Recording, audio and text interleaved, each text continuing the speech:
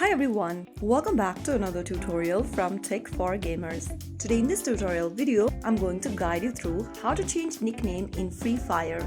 If you're playing Free Fire and want to change your in-game nickname, you are in the right place. First of all, open your Free Fire game on your device, whether you are using iOS or Android, and once you are in this main homepage or the lobby screen, go ahead and tap on your profile avatar at the top left corner. From the page, tap on the gear button at the top right, and in the player info section, tap the pencil button right next to nickname. Go ahead and enter a new nickname you want to change to in the text box. Once done, click on confirm.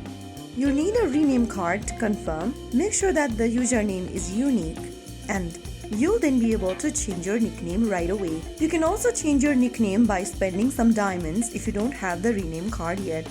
So that is how you can easily change your nickname in Free Fire game quickly and easily. If the tutorial helped you, don't forget to like the video, share it with your Free Fire friends, and subscribe to the channel for more genuine Free Fire guides. I will be back again in the next episode. Thank you for watching.